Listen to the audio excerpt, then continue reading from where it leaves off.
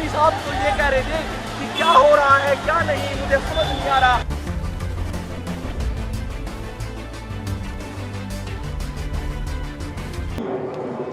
सामाजिक और राजनीतिक परिवर्तन के बहुजन महानायक मान्यवर साहब कांशीराम को श्रद्धा सुमन अर्पित करती हूँ और अपने बहुजन समाज में जन्मे सभी महापुरुषों गुरुओं सबको नमन करती हूँ। और मंच पे आसीन और सामने बैठे आप सभी अतिथियों को मैं एक लाइन से संबोधित करूंगी कि गुड मॉर्निंग बोलते हैं तो सुबह की पहचान होती है, गुड मॉर्निंग बोलते हैं तो सुबह की पहचान होती है, गुड इवनिंग बोलते हैं तो शाम की पहचान होती है। कुछ लोग वालेकुम अस्सलाम बोलते हैं तो शायद उनको उनके अल्लाह की पहचान होती है, कुछ लोग राम राम बोलते हैं तो शायद उनको उनके भगवान की पहचान होती है, पर हम कहते हैं कि जय भीम बोलने से इंसान को इंसान से पहचान होती है। आप सभी लोगों को जय भीम नमो बुद्धाय। क्योंकि हम जिस मकसद से यहाँ आए हैं हम उस मकसद को जो है पूरा करने पे अपना ज़्यादा उद्देश्य रखेंगे, इसलिए मैं कम शब्दों में अपनी बात रखने का प्रयास करूंगी। मैं एक सतपाल तंवर जी की हौसले पे एक छोटी सी कहानी जो है आप लोगों को सुना करके अपनी बात रखूंगी। शायद ये कहानी आप लोगों ने बहुत बार सुनी भी होगी, हो सकता है कि मेरे ही किसी व्हाट्सएप वीडियो के द्वारा आप लोगों ने ये कहानी भी सुनी हो कि एक बार एक बहुत घना जंगल था। उस घने जंगल में बहुत जम्बू थी, बहुत घना जंगल था ये भी।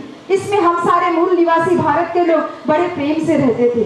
अचानक से एक दिन कुछ विदेशी लोग हमारे देश के ऊपर हमला कर दिए, हमको गुलाम बना लिए, हमको जाति व्यवस्था में बांट दिए और ऐसा बांटे कि आज चमार से धोबी कहता है मैं तुझसे ऊंचा, धोबी से बंदी कहता है तू कैसे ऊंचा, मैं तुझसे ऊंचा, उससे बोलेगा खटिक मैं तुझसे ऊंचा, पासी बोलेगा मैं तुझसे ऊंचा, अहिर बोलेगा तू कैसे ऊंचा, तुझसे ऊंचा तो मैं, मौर्य कुशवाहा सब बोलेंगे एक दूसरे से नीचा नीचा ऊंचा नीचा। और जिसने हम सबको इस जाति व्यवस्था में बांटा वो आज हमारी खोपड़ी पे बैठ करके राज कर रहा है।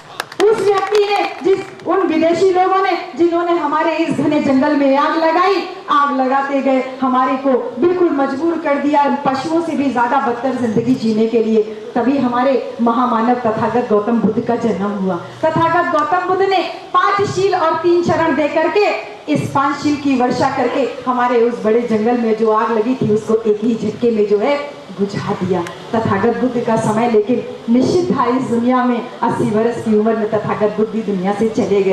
तथागत बुद्ध के जाने के बाद हमारे इस जंगल में इन्हीं विदेशी लोगों ने फिर से आग लगाना शुरू किया। तभी हमारे महान सम्राट राजा अशोक का जन्म हुआ। सम्राट अशोक ने देखा कि तथागत बुद्ध की शिक्षाओं को मुझे ज्यादा मेहनत नहीं करनी है, उनकी शिक्षाओं का अगर हम जगह जगह प्रचार प्रसार कर दें तो इस जंगल में लगी हुई आग को हम बुझा सकते हैं। तथागत बुद्ध ने अपने पूरे जीवन भर अथक प्रयास किया और तथागत बुद्ध की शिक्षाओं के जल द्वारा हमारे उस जंगल की आग को काफी हद तक बुझाए रखा। लेकिन सम्राट अशोक का भी जो है समय काफी निश्चित था, वो भी दुनिया से चले गए। सम्राट अशोक के जाने के बाद हमारे इस बड़े से जंगल में फिर से आग लगना शुरू हो गई, भयंकर आग लगना शुरू हो गई। इतना मानव का मानव के साथ भेद हो गया कि किसी के गले में हांडी टंगी हुई थी, किसी के कमर में झाड़ू लगी हुई थी, पैरों में जो है घुंघरू बंधा हुआ था, गले में घंटी बंधी हुई थी। आदमी की परछाई से दूसरा आदमी अपवित्र हो जा रहा था। तभी हमारे बाबा साहब का जन्म हुआ। बाबा साहब ने देखा अरे मानव का मानव के साथ इतना बड़ा भेद। बाबा साहब ने बहुत परिश्रम किया, विदेश से पढ़ाई करके आए, वकालत की डिग्री लेकर के आए, भारत का संविधान लिख करके हमको अधिकार दे करके हमारे इस जंगल में लगी हुई आग को उन्हीं अधिकारों के द्वारा पूरी तरीके से बुझा दिया। बहुत प्रयास किया बाबा साहब ने तथागत बुद्ध की शिक्षाओं को भी आगे बढ़ाने के लिए, लेकिन बाबा साहब का भी समय निश्चित था। 1956 में बाबा साहब भी हमारे बीच से दुनिया से चले गए। बाबा साहब के जाने के बाद इन्हीं विदेशी लोगों ने हमारे इस प्यारे से जंगल में, घने से जंगल में फिर से आग लगाना शुरू कर दिया। तभी हमारे बहुजन क्रांति के महानायक मान्यवर कांशीराम साहब का जन्म हुआ। साहब कांशीराम ने देखा अरे मुझे तो ज्यादा कुछ करना नहीं है, सब कुछ तो बाबा साहब करके गए हैं, संविधान बाबा साहब लिख के गए हैं, हमारी आजादी का दस्तावेज बना करके गए हैं, मुझे तो केवल उस आजादी के दस्तावेज को लागू कराना है। और इसीलिए साहब कांशीराम ने ऐसे ही मीटिंग्स कर करके गांव-गांव में जा करके लोगों को संगठित करके इतना बड़ा संगठन बना दिया, इतना बड़ा संगठन बना दिया कि जो विदेशी लोग हमारे जंगल में आग लगाए थे आज उनकी मजबूरी बन गई हमारे पैरों पे गिर करके हमारे सामने दिखी। 27 नवंबर को रामलीला मैदान में, और उस वक्त गुजरात से लेकर वेस्ट बंगाल और ऊपर कश्मीर से लेकर नीचे केरला तक हजारों लाखों की तादाद में संघ परिवार और भारतीय जनता पार्टी की छाती पर बैठने के लिए दलित आएंगे और फिर एक साथ मिलकर नारा लगाएंगे और इन संघियों को, इन गौरक्षकों को और इस गुजरात मॉडल वाले फेंकू को, तीनों को कहेंगे कि गाय की तुम आप रखो, हमें हमारी जमीन दो। साथियों, शहीद आजम भगत सिंह ने जब उनको फांसी के तख्ते पर झुला रहे थे तो उससे पहले जेलर ने उनको पूछा कि तुम्हारी आखिरी तमन्ना क्या है, आखिरी ख्वाहिश क्या है। तब शहीद आजम ने कहा कि मेरी मां के हाथ का खाना खाऊंगा। तब जेलर ने कहा इसमें कौन सी बड़ी बात है, अभी आपके घर संदेशा भिजवा देते हैं। तब शहीद आजम भगत सिंह ने कहा उसकी जरूरत नहीं, मैं जितने दिन जेल में रहा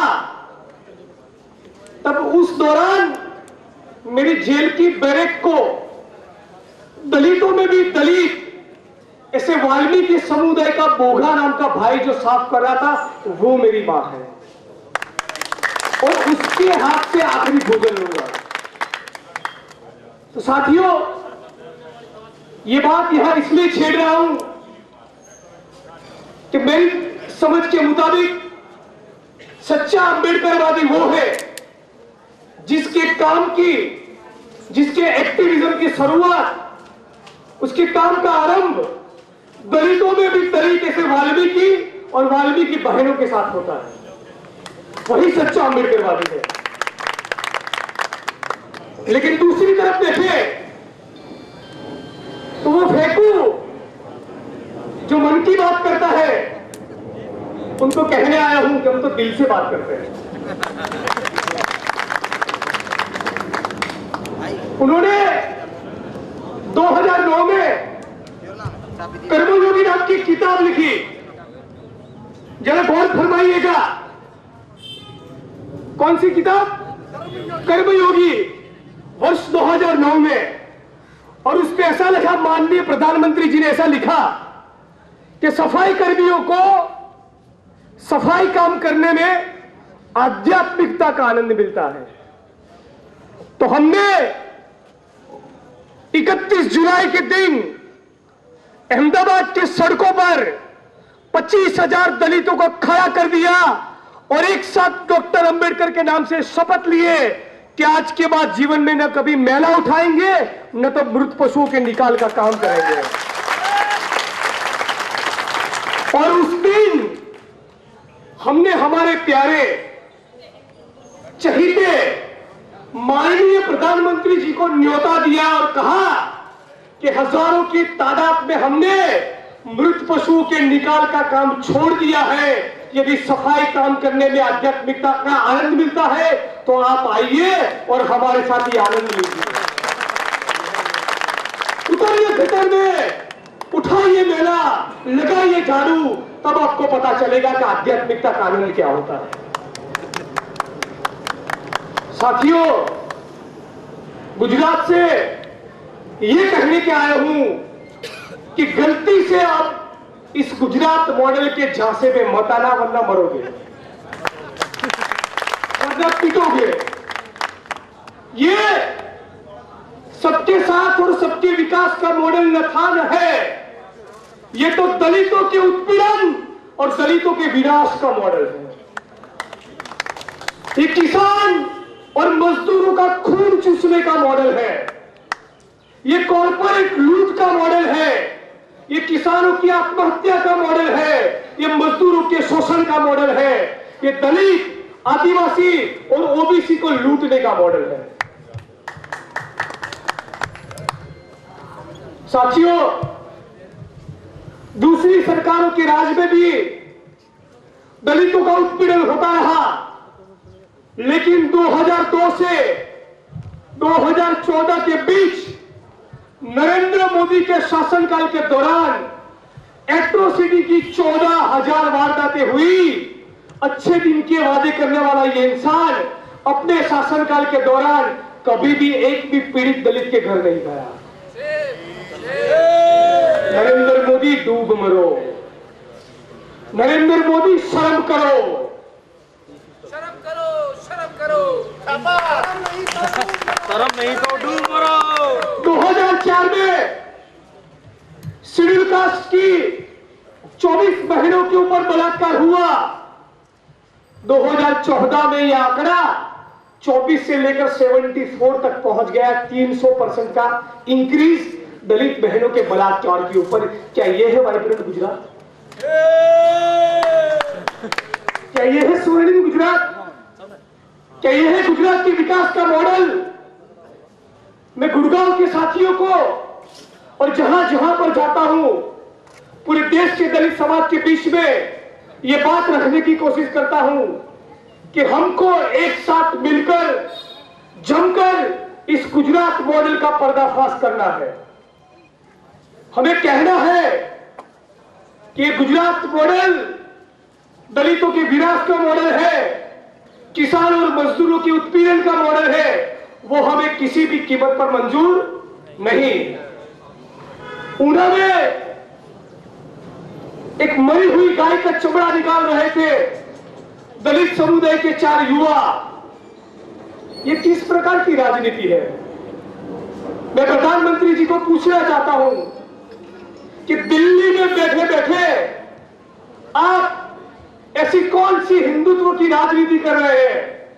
ऐसी कौन सी ब्राह्मणवादी मनुवादी राजनीति को अंजाम दे रहे हैं कि वहां के गौरक्षकों को चर्बी चढ़ी हुई है? 15 अगस्त के दिन हम लोग दलित अस्मिता यात्रा लेकर निकले। अहमदाबाद से ऊना तक हजारों की तादाद में दोबारा दलितों का एक जबरदस्त सम्मेलन हुआ ऊना की धरती पर। लेकिन जिस वक्त मोदी जी लाल किले पर तिरंगा लगा रहे थे उसी वक्त ऊना के दलितों की दोबारा चमड़ी उधेड़ी जा रही थी। नरेंद्र मोदी डूब मरो। एट्रोसिटीज और भी बहुत है। हमारे धनकोट के अंदर मूर्ति तोड़ दी गई साहब काशीराम की। तथागत बुद्ध की मूर्ति को तोड़ा गया। हमारे भगवान है तथागत बुद्ध, साहब काशीराम हमारे भगवान है, बाबा साहब हमारे भगवान है। हमारे महापुरुषों की मूर्तियां तोड़ी जा रही है। क्या आप बताइए, हमने आपके हनुमान की मूर्ति को कभी तोड़ा? हमारे लोग तो फिर भी सर झुकाते हैं। हम कहते हैं कि कोई बात नहीं, अंधविश्वास में ना पड़ो, अंधविश्वास में पड़ना ठीक नहीं है। बौद्ध धर्म को ध्यान में रखते हुए आप जो है सच्चाई के रास्ते पर चलो। लेकिन फिर भी हमारे लोग करते हैं। लेकिन आज मैटर वो नहीं है, मैटर वो नहीं है। लेकिन हमने सम्मान किया। लेकिन मुझे बता दीजिए कि मंदिरों के अंदर क्या रविदास साहब की मूर्ति मिलेगी जहां पर शेरावाली मैट माता का मंदिर हो? नहीं मिलेगी, नहीं मिलेगी। रविदास जी की मूर्ति नहीं मिलेगी। हाँ, और इसके अलावा कबीरदास जी की मूर्ति नहीं मिलेगी, भगवान बौद्ध की नहीं मिलेगी। बताइए, ये अपमान नहीं तो क्या है? ये अपमान नहीं तो क्या है? ये भेदभाव नहीं तो क्या है? हम इस भेदभाव को दूर करने आए हैं। बाबा साहब की शिक्षाओं पर चलते हुए हम इस भेदभाव का अंत करने के लिए आए हैं। और हम करेंगे, अपने जीते जी करेंगे। हाँ, मरने के बाद कोई और करेगा। हाँ, एक सतपाल आज खड़ा है, न जाने लाखों सतपाल पैदा होंगे आने वाले समय में। अगर हमारे अंदर गलत दिखता है, मैं कहता हूं अगर हमारे अंदर गलत दिखता है, हमने कानून के दायरे में काम किया है, तो पुलिस को शौक है, गिरफ्तार कर सकते हैं, मुझे गिरफ्तार कर सकते हैं। एफआईआर दर्ज आपने कर ली है। लेकिन गलत लगता है तो, और अगर हम गलत नहीं हैं, हमने तो अपनी आवाज को उठाया है। हमने तो जो उसने अपराध किया है, हमारे समाज को आपत्तिजनक शब्दों का प्रयोग किया है, जाति सूचक शब्दों से जो है हमें अपमानित किया है, हमने उस पर एफआईआर दर्ज कराई है। हमने कुछ गलत नहीं किया है। हाँ, गलत किया होता तो आप कर सकते थे। अब कोई आदमी किसी को मार के, उसका खून करके आत्महत्या करने भाग ले तो क्या उसके ऊपर एफआईआर दर्ज कर देंगे आपकी? जो तो आत्महत्या करने भाग रहा पुलिस के डर की वजह से, गिरफ्तारी के डर की वजह से। रॉन्ग है, गलत है, बिल्कुल गलत है। तो साथियों, मंच के माध्यम से मैं आप सभी को धन्यवाद देता हूं, साधुवाद देता हूं। हमारे मुख्य अतिथि साहब अभी हैं और हम जल्दी से आधे घंटे में फिनिश करके प्रोग्राम को हम आगे की तरफ कूच करेंगे। कमिश्नर ऑफिस पे धरना दिया जाएगा, हरियाणा सरकार का पुतला फूंका जाएगा। समाज में हो रहे अत्याचारों के खिलाफ हम बड़े अच्छे से चलें, अनुशासन को मानते हुए, संविधान को मानते हुए। दोबारा से आप सभी को साधुवाद देता हूँ और क्रांति की ज्वाला हाथ जोड़ के भी आप सभी से प्रार्थना करता हूँ। दिल से निकलती आवाजें हैं कि क्रांति की इस ज्वाला को कम मत होने देना, क्रांति की इस ज्वाला को कम मत होने देना, कभी कम मत होने देना। बाबा साहब को अगर अपना भगवान मानते हो, बाबा साहब को अगर अपना भगवान मानते हो तो हर बहुजन पर हो रहे अत्याचारों का डट कर विरोध करना। सभी साथियों से विदा चाहूंगा। यूं ही संघर्ष होता रहेगा, विश्वास दिलाता हूं। आप सभी का प्यार कभी झुकने नहीं दूंगा। यूं ही संघर्ष होता रहेगा और आगे भी हम यूं ही आगे बढ़ते रहेंगे। मेरा जीवन संघर्ष ही आप लोगों के नाम मेरा आखिरी संदेश है। कथनी को चरितार्थ करने वाले महामानव बाबा साहब डॉक्टर भीमराव अंबेडकर जी के चरणों में नमन करते हुए एवं इस बहुजन समाज के हृदय सम्राट मान्यवर साहब श्री काशीराम जी को नमन करते हुए आज के इस मंच पर विराजमान है आज के डॉक्टर इंदु चौधरी जी और जगवीर फूलिया जी, मंच पर बैठे हुए तमाम समाज के लिए लड़ाई लड़ने वाले जागरूक बाबा साहब डॉक्टर भीमराव अंबेडकर जी के मिशन के सिपाही, और मेरे साथ में आए मेरे बड़े भाई प्रवीण बड़सी जी और हरियाणा के तमाम जिलों से आए हुए तमाम साथियों के नाम न लेते हुए आप सभी को मेरा जय भीम, जय भारत, जय मान्यवर साहब श्री काशीराम। साथियों, कहां से हमारे बहुजन समाज में जन्मे हुए महापुरुषों ने मानवता की रक्षा के लिए लड़ाई लड़नी शुरू करी थी और इस समाज में समय समय पर अनेकों महापुरुषों ने पैदा होकर के मानवता की रक्षा के लिए अपने प्राणों की आहुति लगा दी, अपनी कुर्बानी दे करके वो लोग चले गए। और समय समय पर इन रैबरों के पैदा होने के बावजूद तमाम मनुवादी लोगों ने जो आज झूठे राष्ट्रवादी होने का ढोंग करते हैं, आज तक वो लोग इस देश के अंदर राष्ट्रवाद को परिभाषित नहीं कर पाए। और दूसरी तरफ देखिए, बहुजन समाज में जन्मे हुए महापुरुषों को समय समय पर जब भी मौका मिला और उस आजादी की तीसरी लड़ाई का नेतृत्व महामानव बाबा साहब डॉक्टर भीमराव अंबेडकर जी के हाथ में आया, तो बाबा साहब ने उस लड़ाई को अंतिम सिरे तक पहुंचाने के लिए, उस लड़ाई को जीतने के लिए अपने 4 बच्चों की कुर्बानी दे दी।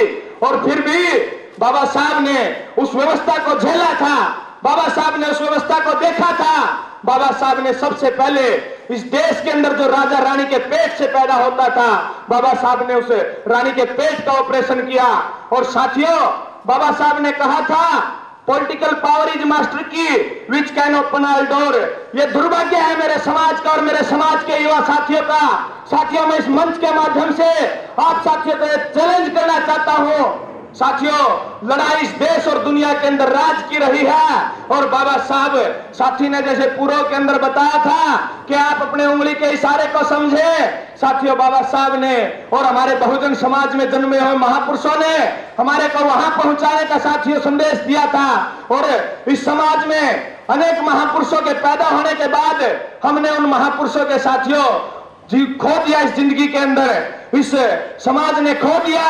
और साथियों, ज्यादा अपनी बातें न रखते हुए पूर्व के अंदर, आज पूरे देश के अंदर सामाजिक क्रांति का जो उत्पाद खड़ा हो चुका है, सामाजिक क्रांति की जो शुरुआत हो चुकी है, बाबा साहब डॉक्टर भीमराव अंबेडकर जी ने जो बात कही है कि सामाजिक क्रांति वो लोग कर सकते हैं जिनके अंदर सहनशीलता की शक्ति खत्म हो जाती है। साथियों, हम मनुवादी लोगों को इस IBM CID के माध्यम से चैलेंज करना चाहते हैं, जो देश के निकम्मे लोक कलाकार सुप्रसिद्ध होने का और इस देश की रूढ़िवादी संस्कृति को, इस देश का गौरव होने का साथियों नाम लेते हैं।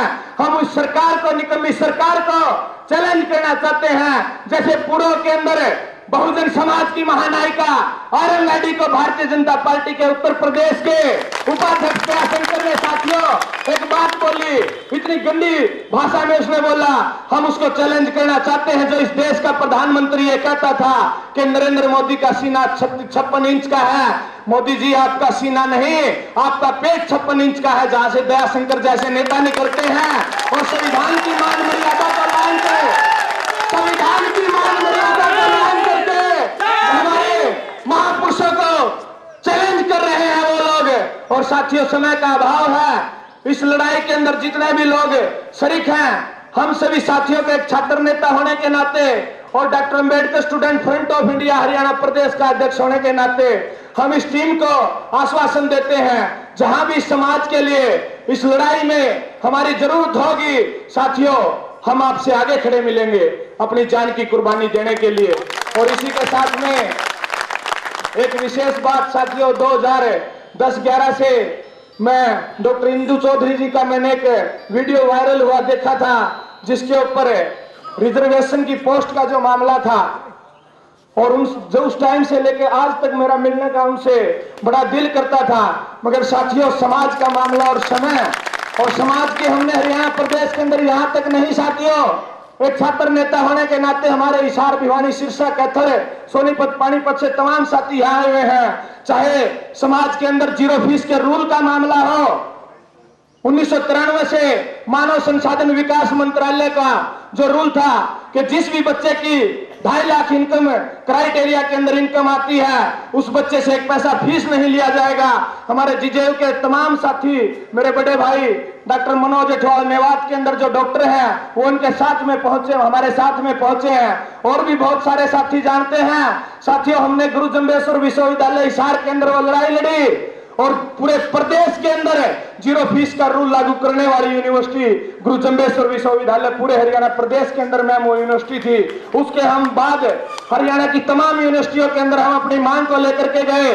हमने रोड के मोड़ के ऊपर साथियों पूर्व के अंदर पूर्व सीएम चौधरी भूपेंद्र सिंह हुड्डा से साथियों हमने बिल्कुल ईंट से ईंट बजाने का उसका काम किया, और जहां भी वो गया, निकम्मे नुमाइंदे जहां भी वो गए साथियों, हमने उनको कहीं भी कभी भी काले झंडों के स्वागत के अलावा उनका हमने कहीं स्वागत नहीं होने दिया उनकी टीम का।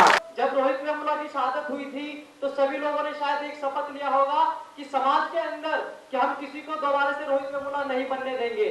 आज वही स्थिति समाज के अंदर है। जो हमारे सतपाल भाई जी को मारने की जो सपना चौधरी ने सुपारी दी है, यदि हम लोग आज अपना आंदोलन तेज नहीं करते साथियों, ये बहुजन महाआंदोलन है। और साथियों हम लोग सतपाल तंवर जी को एहसास कराते हैं कि यहाँ पर जनसंख्या कम नहीं है, क्योंकि यहाँ पर सभी के सभी भीमशेर और भीमशेरनी है जो एक आगाज कराते हैं। तो साथियों आओ मिलकर के एक आगाज कराते हैं सतपाल भाई को। जय जय जय जय जय भीम, जय भीम जय भीम, जय जय जय जय जय भीम, जय भीम जय भीम। साथियों मैं राहुल राज गौतम सहारनपुर से आया हूँ, और साथियों सिर्फ इसलिए आया हूँ कि आज जो हमारे पास जो हमारी जिंदगी है, जो हमारे पास आज परिवार है, जो हमारे तन पर अच्छे कपड़े हैं, वो साथियों किसी और की बदौलत नहीं, बाबा साहब अम्बेडकर की बदौलत है। यदि उनकी बदौलत है तो इस कुर्बानी को देने का उनके मिशन में हम लोगों का पूरा कर्तव्य होना चाहिए। और पूरा कर्तव्य होना चाहिए कि यदि हम किसी आंदोलन में लड़ते लड़ते अगर शहीद हो जाते हैं तो अपनी माँ को पूरा विश्वास दिलाना चाहिए कि मैं उस आंदोलन में लड़ने के लिए जा रहा हूं, अगर मैं वहां मरता हूं तो तू मुझे वादा दे कि मेरे मरने पे तू गर्व और गौरव महसूस करेगी। साथियों जब हम आंदोलन को तेज कर सकेंगे।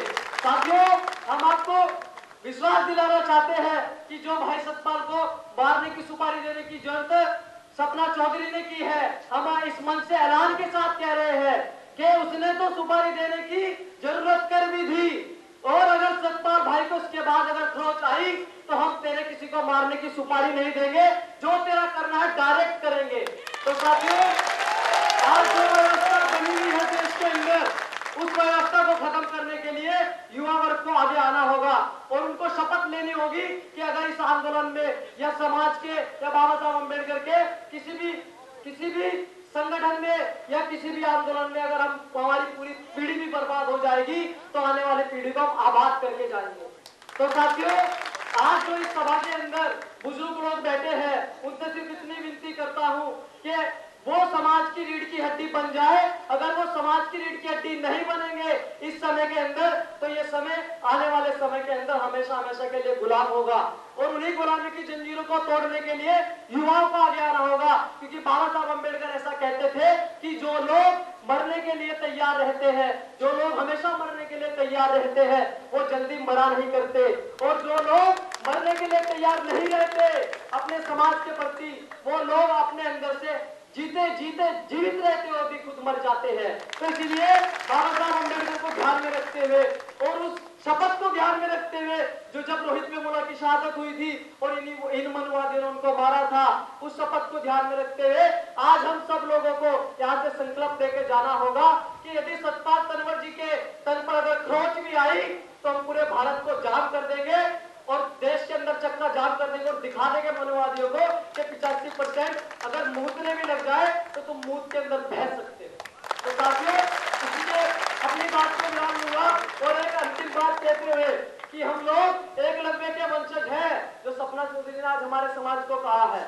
हम लोग एकलव्य के वंशज हैं। यदि समर्पण में अंगूठा कटाना जानते हैं तो तुम जैसी भोगती कुतियाओं का मुंह भी बंद करना जानते हैं। वो संविधान इतना बेहतरीन, इतना खूबसूरत, जिसमें सारी समानताएं दी गई हैं, ना कि एक समाज को, एक जाति को, एक धर्म को, एक नस्ल वाले लोगों को या एक रंग वाले लोगों को या लिंग के भेद पर औरतों को ज्यादा या मर्दों को ज्यादा तवज्जो दी गई है। ऐसा नहीं, सबको इक्वलिटी का, सबको समान अधिकार दिए गए हैं। पर हम उस संविधान को प्रैक्टिकली मुल्क में लागू ना कर पाए हैं। उसमें चेंजेस की भी कोशिशें जारी हैं, वो सब आपको पता है।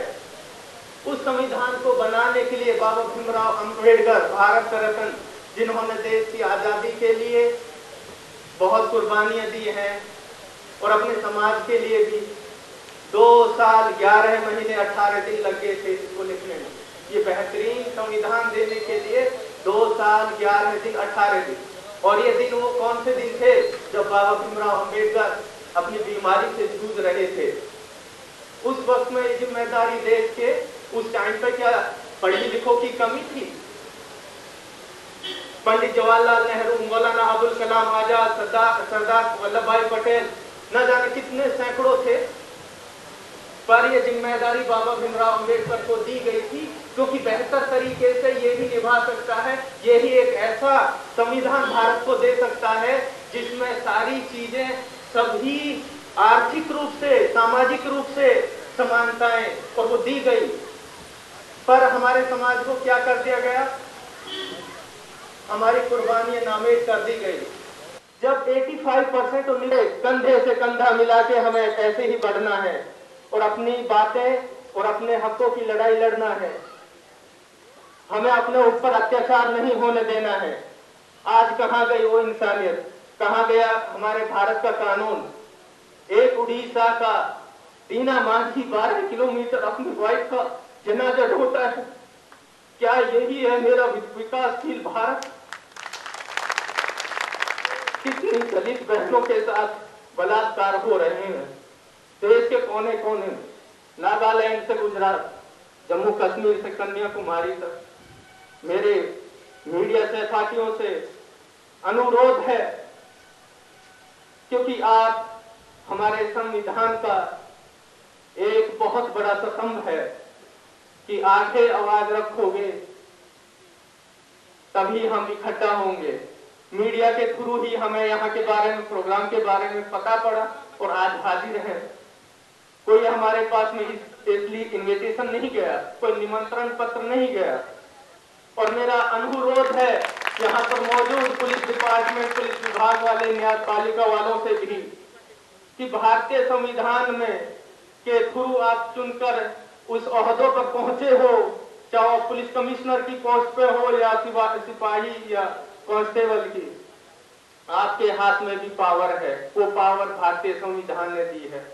आपके घर में भी बच्चे हैं, बेटे हैं, बहनें हैं, महिलाएं, माताएं हैं। आप अपनी सही पावर का इस्तेमाल करो आज दंगे फसादात की नौबत होती है जब आप न्यायपालिका को सही ढंग से नहीं निभा पाते हो। मजबूरियां सभी को मालूम है, दबाव में या कैसे। अरे दबाव मत मानो, आपकी कोई जॉब छीनने वाला नहीं, दबाव हकों को ले सकते हैं। और इस संविधान की जिम्मेदारियां पूरे मुल्क के एडमिनिस्ट्रेशन जो भी जिस डिपार्टमेंट में है वो अपना सही तरीके से निभाएं। सामाजिक और आर्थिक रूप से हम नहीं बिछड़ सकते।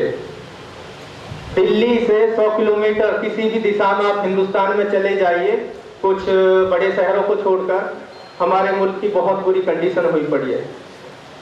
हर तरीके से हमारे युवाओं की जाति के नाम पर क्यों ऐसी ये दुर्गति हुई है? क्योंकि हमने संविधान को प्रैक्टिकली अपने मुल्क में लागू नहीं किया और ना होने दिया, और इसी कोशिश में हम लगे। हमें दोबारा से अपना संविधान लागू चाहिए। इससे बेहतर कोई संविधान भारत को देने वाला नहीं है। दोबारा से भारत रत्न भीमराव अंबेडकर लौट के आने वाले नहीं है। आप ही को भीम योद्धा बन के इसको लागू कराना है अपने मुल्क में अमन चैन से, जब ही अमन चैन आ सकता है। और अपने आप को कभी यूज मत होने दो। कुछ भी जो भी राजनीतिक लोग हैं अपने मतलब के लिए लड़ा देते हैं, ये हिंदुस्तान, ये हिंदू, ये मुस्लिम, ऐसा मत होने दो। आपके हाथ में पावर है। गुड़गांव के इस अंबेडकर भवन में आप लोग हरियाणा में बहुजन आंदोलन की शुरुआत के लिए इधर आए हैं।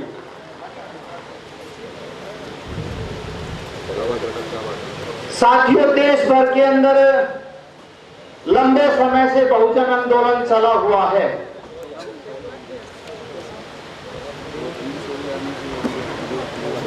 बहुजन आंदोलन बाबा साहब डॉक्टर अंबेडकर ने जब चलाया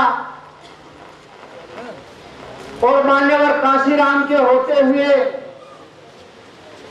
आज इस आंदोलन की बागडोर आप लोगों के हाथ में है।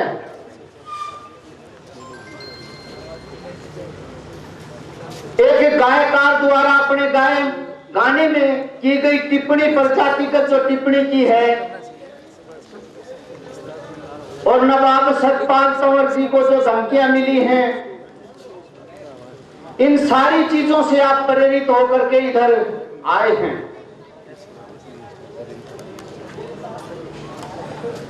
साथियों, मेरा जो निजी अनुभव है इस बहुजन आंदोलन का, उस निजी आंदोलन अनुभव के आधार पर मैं आपको बता रहा हूं कि बाबा साहब डॉक्टर अंबेडकर ने भारत का संविधान लिख करके सब कुछ कर दिया था, हमें दे दिया था।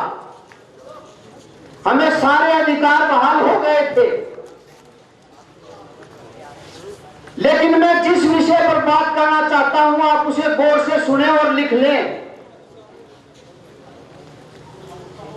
सारी मांगे मानने के बाद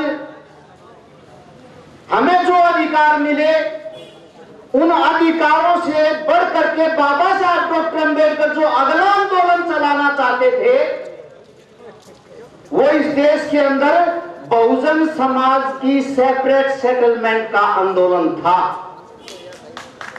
एक बार फिर सुने आप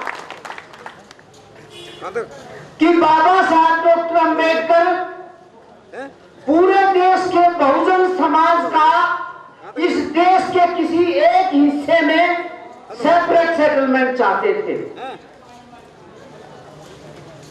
साथियों, इस देश के अंदर हम प्रधानमंत्री भी बन लेंगे, हम मुख्यमंत्री भी बन लेंगे, हम सामाजिक आंदोलन भी चला लेंगे। जब तक इस देश के अंदर बहुजन समाज का सेपरेट सेटलमेंट नहीं होगा, हमें अत्याचारों से, गुलामी से, भय से मुक्ति मिल नहीं सकती।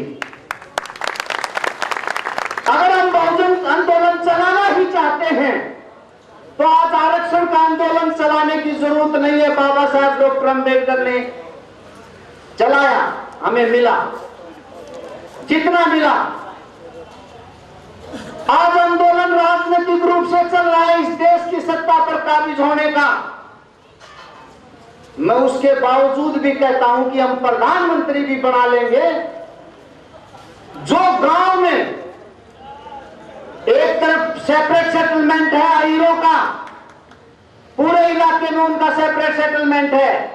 इस देश के एक हिस्से में सेपरेट सेटलमेंट है जाटों का, इस देश के एक कोने में सेपरेट सेटलमेंट है मराठाओं का, इस देश के कहीं कहीं किसी कोने में सेपरेट सेटलमेंट है मुसलमानों का। लेकिन पूरे देश के अंदर जहां जिन जातियों का सेपरेट सेटलमेंट है, बहुजन समाज के लोग वहां अल्पसंख्यक हैं और उनके सेवादार हैं। पूरे यादव बैलेट में दलित है, पूरी जाट बैलेट में दलित है, सिख बैलेट में दलित है, मराठा बैलेट में दलित है, राजपूत बैलेट में दलित है, लेकिन वो शोषित और पीड़ित है। क्यों? क्योंकि इस देश के उन दलितों के पास नेचुरल संसाधन नहीं है। जिस कौम के पास नेचुरल संसाधन नहीं होते हैं, वो कौम आंदोलन खड़ा नहीं कर सकती। ये ध्यान रखें, वो कौम आंदोलन खड़ा नहीं कर सकती जिनके पास जमीन है, नेचुरल संसाधन है। आज यादवों के पास भी है, आज राजपूतों के पास भी है, आज जाटों के पास भी है। वो इस देश के अंदर उन जातियों का सेपरेट सेटलमेंट है, लेकिन हम केवल और केवल जहां जहां उनका सेपरेट सेटलमेंट है, हम गुलाम हैं। अगर बहुजन आंदोलन आज किसी दिशा में चलना चाहिए, क्यों? क्योंकि मैं 15 वर्षों तक मान्यवर साहब कांशीराम के आंदोलन में साहब के कंधे से कंधा मिला करके काम किया है। मैं आंदोलन की सही दिशा आपके सामने रखूंगा, बहकावे वाली बात नहीं करूंगा। अगर आज इस देश के अंदर पूरे देश के दलितों को उठा करके पंजाब, हरियाणा और उत्तर प्रदेश की तरफ पलायन करा करके बसा दिया जाए और दूसरी जातियों को जहां से दलित छोड़ करके आता है वो उधर चली जाए, तो जिस क्षेत्र में दलित जाकर के बसेगा वहां के तमाम नेचुरल संसाधन दलितों के कब्जे में आएंगे। बाबा साहब डॉक्टर अम्बेडकर सेपरेट सेटलमेंट का आंदोलन चाहते थे। अंग्रेजों से बात कर ली गई थी कि बाबा साहब ने अंग्रेजों से कह दिया था लॉर्ड मैकडोनाल्ड से कि मेरे समाज का सेपरेट सेटलमेंट कर दो। उन्होंने हामी भर ली थी, लेकिन दूसरा विश्व युद्ध शुरू होने के कारण यह मांग हमारी पूरी नहीं हो सकी और हम उन दुश्मनों के बीच में ही फंसे रह गए। आज जो हम आंदोलन चलाने की बात कर रहे हैं, गांव में हमारे 10-10, 20-20 घर हैं, सारा का सारा गांव का दलित समाज उनके ऊपर निर्भर है, उनके खेतों में जाता है, उनसे अपनी आजीविका चला रहा है। लगातार ये शोषण होगा। साथियों, भाषण तो लंबे हैं, कैडर और मिशन की बहुत लंबी लंबी बातें हैं, आप यकीन नहीं मानेंगे, लेकिन जब तक आप सेपरेट सेटलमेंट की ओर नहीं बढ़ेंगे तब तक हम आगे नहीं बढ़ेंगे। साथियों, आज हम लोग यहाँ बैठे हैं, हम लोग जो कपड़े पहनते हैं और जो बिस्लरी का पानी हम लोग यहाँ पी रहे हैं, 100 साल पहले हमें कुछ भी पीने का अधिकार नहीं था। आज जो लड़कियां हैं कमजोर हैं, हम लोग भी पूरे तन मन धन से बाबा साहब के मिशन में आगे लगे हुए हैं, लगे रहेंगे। ये हमारे आपसे वादा है, जब तक जिंदा है बाबा साहब के मिशन को आगे बढ़ाएंगे, बढ़ाते रहेंगे। और हमारे इस मिशन को देखते हुए ही जो है मनुवारी से भयभीत हो गए, इतने डरे हुए हैं कि लगातार वो अत्याचार करते जा रहे हैं। दलगौर हुआ, सुनपेड़ हुआ, रोहित फॉर्मूला वाला केस हुआ, उसके बाद गुजरात वाला हुआ, लेकिन इसके साथ साथ इन्हें दलितों की ताकत भी दिख रही है। तो इस ताकत को साथियों हमें एक करने की जरूरत है, एक मंच पे ले जाने की जरूरत है, और इसीलिए 27 नवंबर को हम लोग दलित महासंग्राम रैली कर रहे हैं। और मैं उम्मीद करती हूँ कि आप लोग पूरे तन मन दल बल के साथ उस रैली में पहुंचेंगे, अपने आप पहुंचेंगे और अपने साथ जो अत्याचार हुए हैं उनको जनता के साथ रूबरू कराएंगे। साथियों, बाकी मैं ज़्यादा समय नहीं लूँगी क्योंकि और भी हमारे साथी बैठे हुए हैं, सुबह से वेट कर रहे हैं कि उन्हें बोलने का मौका मिले। तो साथियों मैं यही चाहती हूँ, वैसे क्या महिलाओं की संख्या कम है, लेकिन मुझे सबसे बड़ी खुशी है कि मेरे नौजवान साथी यहाँ पर हैं जो कि हमेशा टीवी क्रिकेट बीवी में ही उलझे रहते थे, जो बात हो रही थी, लेकिन वो ये सब छोड़कर यहाँ आए हैं। ये बहुत बड़ी बात है और ये हमारे समाज को एक दिशा मिल रही है कि हमारा समाज आगे बढ़ रहा है, बढ़ते जाएगा, चाहे कितने भी कांटे आए, लेकिन हमारा समाज अब पीछे नहीं हटने वाला साथियों।